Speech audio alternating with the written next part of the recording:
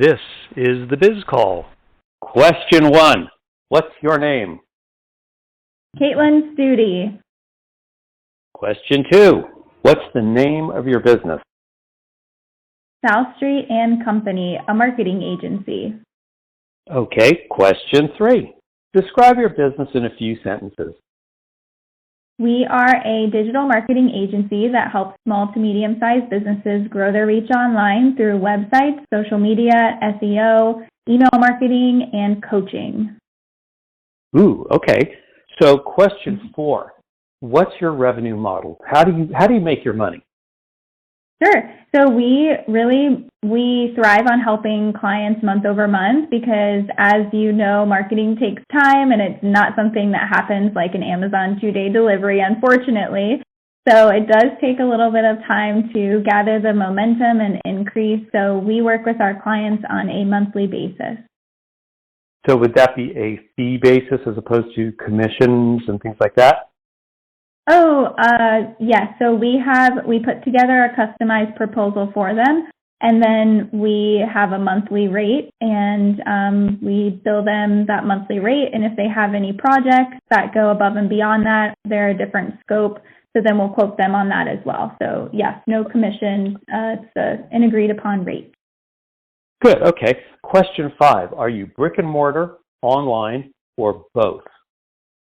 So we were brick and mortar before the pandemic. We actually went remote before it was cool. But now we are a fully remote company. Okay. Number 6, and this is like my favorite question. So how did you decide to get into this business? I decided to get into this business. Okay, let's do a throwback here. So in college, I went to college at the University of Central Florida and studied marketing, but originally I studied physical therapy. And so the whole first year I was learning about math and science, and I hate math and science. So I was like, what the heck am I doing here? So I was also working at Bath & Body Works, and each time that I worked there, they gave us a goal. And I remember this one day we were to sell these 3 remaining perfumes that were from a prior campaign launch. And those were the only ones left over. And the promotion was buy 1, get 2 for free. And so that was the goal for the day. And if you won, you got a gold star and bragging rights. So I was like, all right, well, I'm going to beat everyone here. So a lady ended up coming into the Florida Mall, and it has a lot of people that are from out of country and definitely out of state. And she didn't speak any English, and her daughter-in-law was there to translate.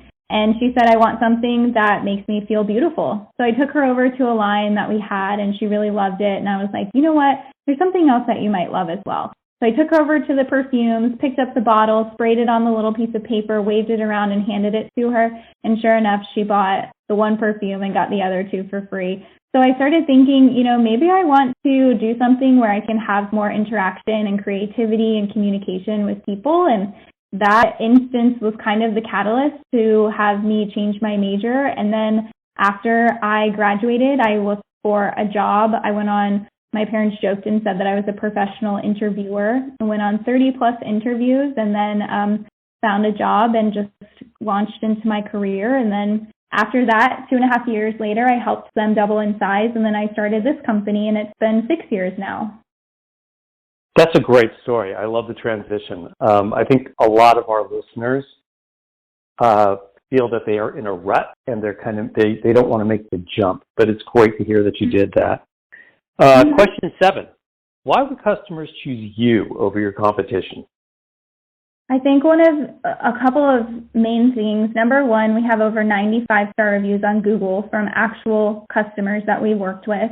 I'm really big on communication. So 3 pillars of our company are creativity, excellence, and communication. I think communication is key to any relationship, especially in business.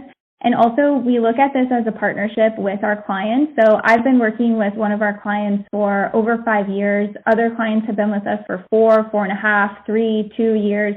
So our goal is to continue to help them grow so that we have a long-lasting relationship that benefits them, but also benefits us so that we can grow together. Good. Question 8. If you have one, what's the exit strategy or long-term goal for the business?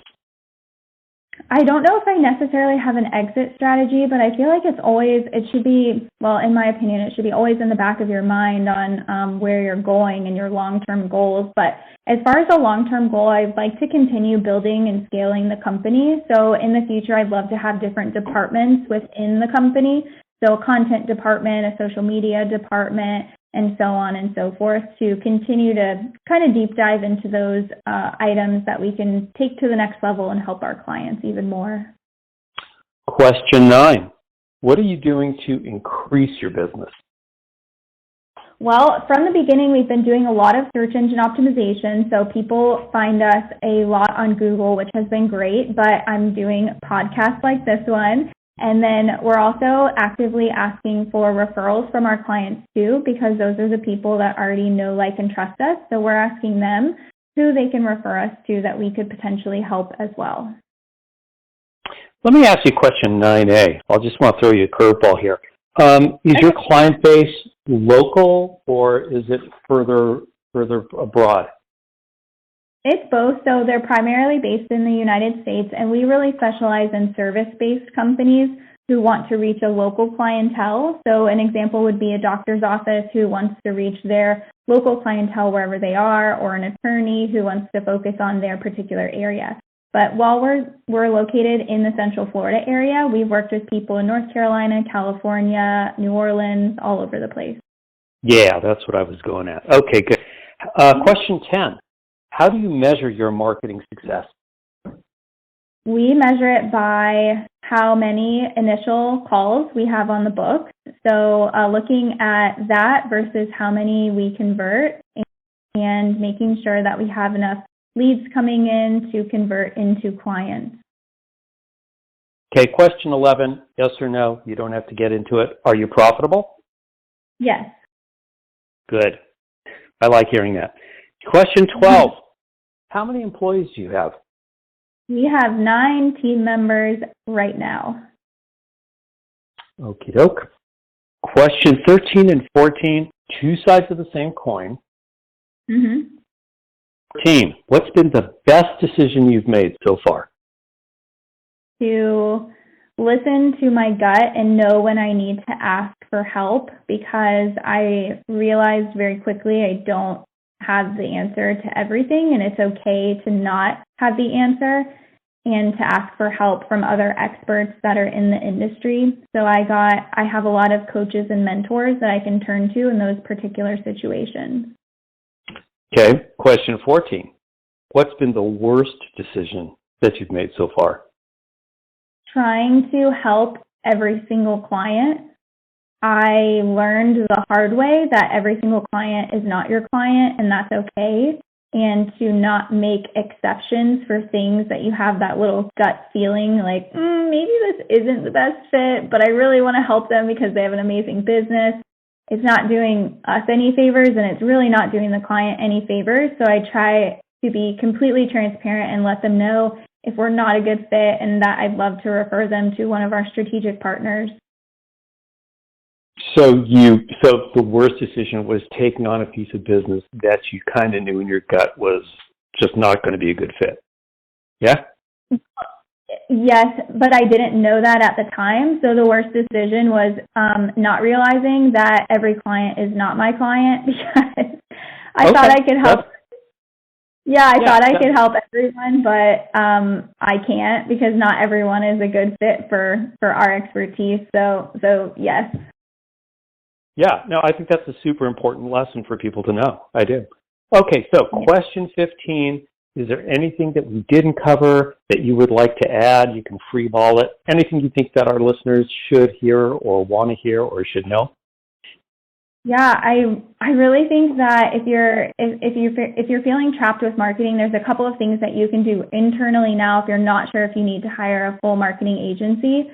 So number one, you can start asking for Google reviews now. Google reviews are so important, and you can set up a free Google My Business profile to add those Google reviews to, especially if you're a locally based company, wherever you are, and your target clientele are locals as well. That's going to really, really boost your online reputation and help with your local SEO results.